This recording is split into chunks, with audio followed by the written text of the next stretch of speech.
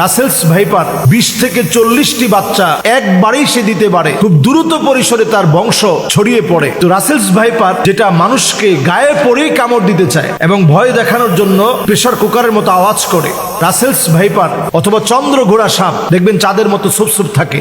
এই চাঁদের মতো সোপ দেওয়া সাপটা আমাদের ঘরের আশেপাশে আঙিনায়, এই সাপের ভয়াবহতা থেকে বাঁচতে এমন কিছু উদ্ভিদ আছে যেই গাছগুলোর ঘ্রাণ, যেই গাছগুলো লাগানোর পরে এর ঘ্রাণ সাপ গ্রহণ করতে পারে না, সহ্য করতে পারে না। এই ধরনের গাছগুলো বেশি লাগানো। এমন কিছু গাছ আছে যে গাছগুলো সাপ অনেক বেশি পছন্দ করে। এর মধ্যে লেবু গাছ এবং আমাদের এমন কিছু ফুলের গাছ আছে যেই গাছগুলো দেখবেন সাপ খুব পছন্দ করে। লেবু গাছটা খুব পছন্দ করে কেন?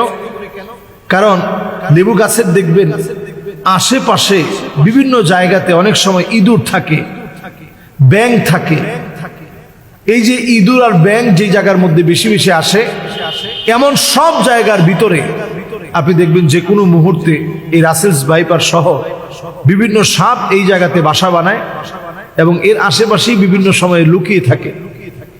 তো অন্যান্য সাপগুলো স্বভাবত মানুষকে দেখলে ভয় পেয়ে যায় এবং সে চলে যেতেই চায়, কিন্তু রাসেলস ভাইপার এটা এমন আতঙ্কের নাম হয়ে দাঁড়িয়েছে যেটা মানুষকে গায়ে পড়েই কামড় দিতে চায় এবং ভয় দেখানোর জন্য এটা দেখবেন ঠিক প্রেসার কুকারের মতো আওয়াজ করে, মানুষ প্রচন্ড যেন ভয় পেয়ে যায়। এজন্য আমি বলবো যে সাপকে আপনি মারার আগে একটু সতর্ক হবেন, অন্তত 3 বার বলবেন যে তুমি যদি জিন হও তাহলে চলে যাও, জিন হও তাহলে তুমি চলে যাও, জিন হও তাহলে চলে যাও। এরপরে আপনি যদি রাসেলস ভাইপার এই জাতীয় কোনো সাপ যেটা মানুষের জন্য বড় আতঙ্কের বিষয় হয়ে দাঁড়িয়েছে, আপনি এটাকে পেলে মেরে ফেলবেন। একজন মুমিন হিসেবে আমাদের করণীয় কোনো বিষয় আছে কিনা যেটার মধ্য দিয়ে রাসেলস ভাইপার সহ বিষাক্ত সাপের ছোবল থেকে আমরা বাঁচতে পারি। রাসেলস ভাইপার এটা কোনো আতঙ্কের নাম নয়। বাঁচার জন্যে আপনি যেইভাবে সতর্ক হওয়া উচিত সতর্ক আপনি হবেন। আমাদের যে ইকোসিস্টেম, চারদিকের ইকোসিস্টেমটাকে আমরা নষ্ট করে ফেলেছি। আমরা বেজি দেখলেই মেরে ফেলি। আমাদের দেশে গুই সাপকে আমরা হত্যা করি। আমাদের দেশে শিয়ালকে পেলেই আমরা শিয়ালকে মেরে ফেলি। যেগুলো সাপ খেয়ে ফেলে সেগুলোকে আমরা ধ্বংস করার মধ্য দিয়ে বিষাক্ত এই সাপ, যেটা একসময় বিলুপ্ত প্রায় ছিল, সেই সাপটি হঠাৎ করে এত পরিমাণ বেড়ে গিয়েছে। অন্যান্য সাপ যদিও বাচ্চা দেয় ডিমের মধ্য দিয়ে, ডিম পেড়ে সেই ডিম থেকে বাচ্চা বের হয়। আর এই হিমোটক্সিন লালন করা এই সাপটি এতটা বিষাক্ত, সে বৎসরে 20 থেকে 40টা বাচ্চা দিতে পারে। বিষাক্ত এই সাপটি আমাদের দেশের 28টি জেলা এই পর্যন্ত ছড়িয়ে পড়েছে। এই বৎসরে শুধু এই সাপের কামড়ে 10 জন মানুষ মারা গিয়েছে। বাংলাদেশে প্রতি বছর 4 লক্ষ মানুষকে সাপে কাটে। এই 4 লাখ মানুষ থেকে প্রায় 7,000 মানুষ মারা যায়। আমরা জানি না যে পরিবেশের ভারসাম্য রক্ষায় এই সাপের বিষেরও কিন্তু প্রয়োজন আছে। যারা অসুস্থ হয়ে যায়, ক্যান্সারে আক্রান্ত হয়, তাদের চিকিৎসায় এই সাপের বিষটাকে খুব বেশি আল্লাহ রাব্বুল আলামিন কার্যকরী ঔষধ বানিয়ে দিয়েছে। কিন্তু হিমোটক্সিন হওয়ার কারণে এই সাপের বিষটা এতটা মারাত্মক, আপনি অ্যান্টিভেনাম ইউজ করার পরেও মানুষটা মারা যেতে পারে। 25 দিন পরেও সে নানাভাবে তার কোনো অঙ্গহানি হতে পারে, এমনকি তার যেই অঙ্গে সাপটা কেটেছে ওই অঙ্গটা কেটে ফেলে দেওয়া লাগতে পারে। এরকম একটা বিপদ মুসিবতের সময় একজন মুমিন আমার বিশ্বাস থেকে করণীয় কিছু আছে কিনা?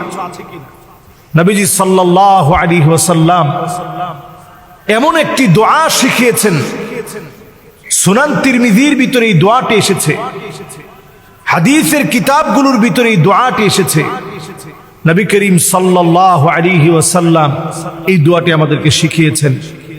নবীজি সাল্লাল্লাহু আলাইহি ওয়াসাল্লাম বলছেন, আউযু বিকালিমাতিল্লাহি তাম্মাতি মিন শাররি মা খালাক।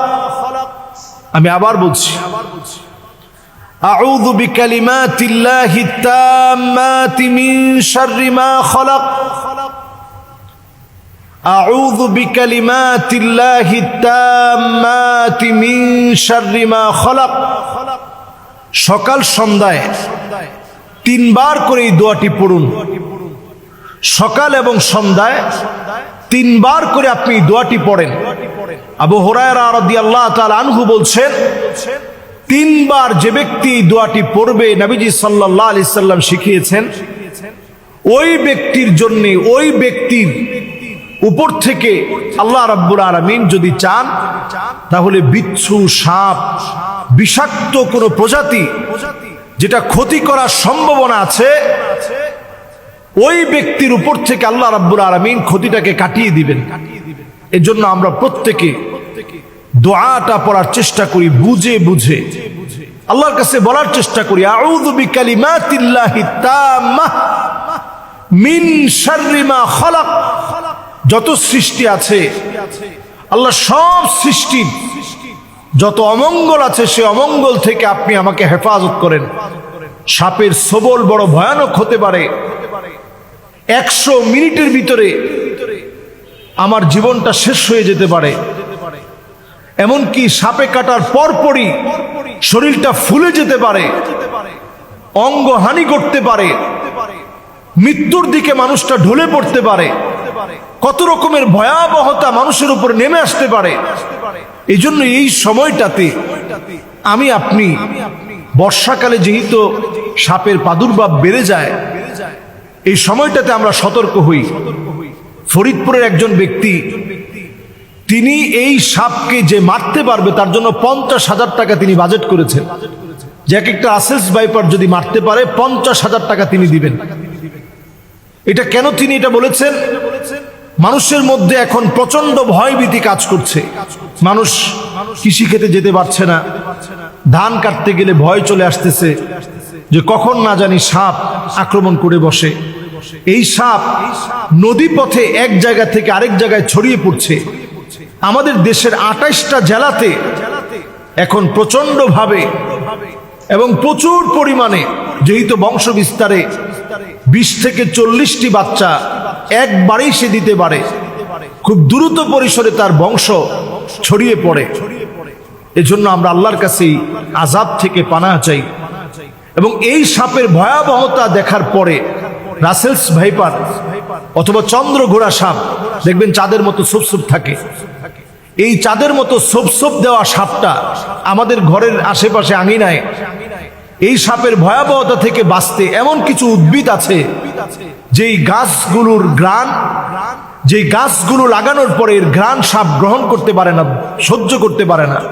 এই ধরনের গাছগুলো বেশি লাগানো। এমন কিছু গাছ আছে যে গাছগুলো সাপ অনেক বেশি পছন্দ করে। এর মধ্যে লেবু গাছ এবং আমাদের এমন কিছু ফুলের গাছ আছে, যেই গাছগুলো দেখবেন সাপ খুব পছন্দ করে। লেবু গাছটা খুব পছন্দ করে কেন? কারণ লেবু গাছের দেখবেন আশেপাশে বিভিন্ন জায়গাতে অনেক সময় ইঁদুর থাকে, ব্যাঙ থাকে। এই যে ইঁদুর আর ব্যাঙ যে জায়গার মধ্যে বেশি বেশি আসে, এমন সব জায়গার ভিতরে আপনি দেখবেন যে কোনো মুহূর্তে এই রাসেলস ভাইপার সহ বিভিন্ন সাপ এই জায়গাতে বাসা বানায় এবং এর আশেপাশেই বিভিন্ন সময়ে লুকিয়ে থাকে।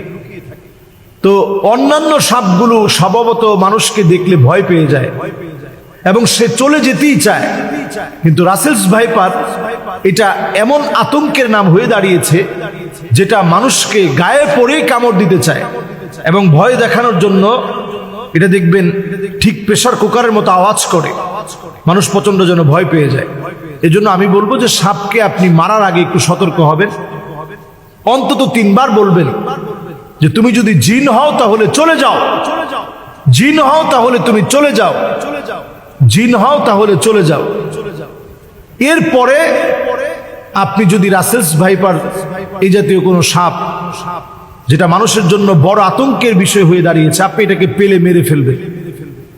আমাদের দেশে সাপ রেস্কিউ করে যারা, এদেরকে আরো বেশি রাষ্ট্রীয় সম্মাননায় পদমর্যাদা দিয়ে তাদেরকে এগিয়ে আনা দরকার ছিল। এই মানুষগুলো দেশের এই সাপের মধ্য দিয়ে, এই সাপের বিষ দিয়ে যে মেডিসিনগুলো তৈরি করা যায়, এটা দিয়ে কিন্তু আমাদের দেশ অর্থনৈতিকভাবে স্বাবলম্বী হতে পারত।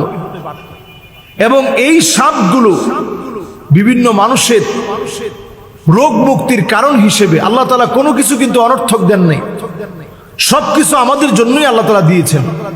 তো এটা আমাদের জন্য মুক্তির কারণ হতে পারত, এটা আমাদের জন্য বরং ক্ষতিকারক না হয়ে এটা আমাদের জন্য উপকারী হতে পারত।